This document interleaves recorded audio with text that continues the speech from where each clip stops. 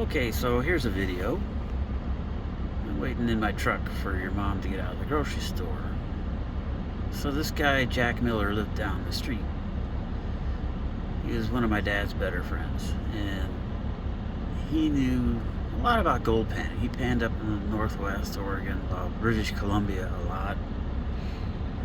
So I'd gotten bitten by the gold panning bug when I was about, I don't know, 14, well, probably 12, I don't know. My dad drove, so it must have been 12.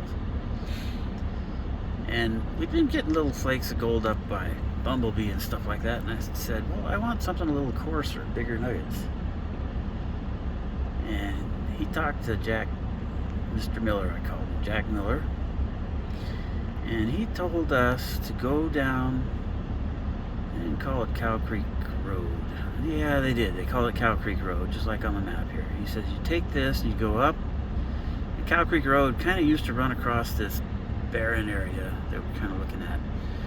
A huge W shape. It went way north, across the creek, came way south, across the creek, went way north again, and then south again. I mean, it added 10 miles to this little 2-mile jaunt across this spot. Anyway, he says, and then you get to this curve. I can't find the curve anymore, or at least I can't identify it for 100%. And there's a little 2-track, he says. You take that track and you follow it down into a little bitty wash. And there isn't as much gold there as other places, but it's bigger.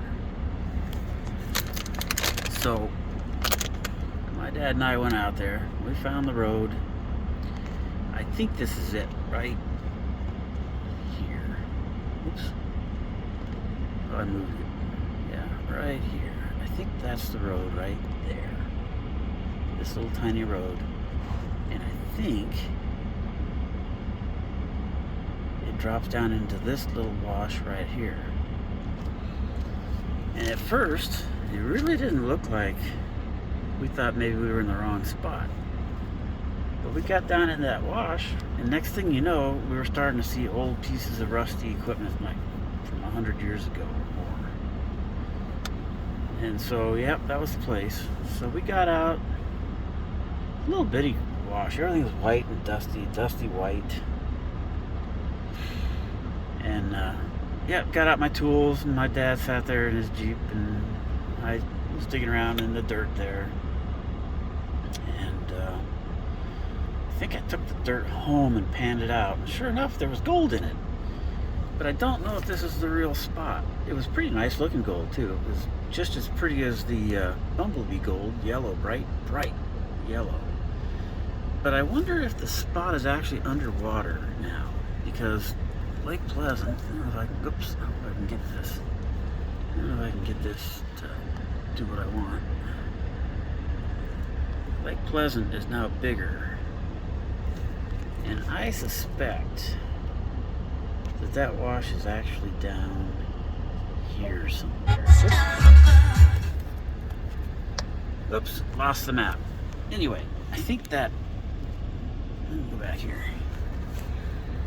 Yeah, there it is. I think that road, you can kind of see, if you look up on the map, you can see where it goes up and down across this big plain here, this rough area. And I think it might have been down here, right down here somewhere, or further south, but I think it might be underwater, because I cannot find that curve anymore, where that little trail, I can picture it in my mind. We had to drive over the curb where the road grader didn't make room for the trail,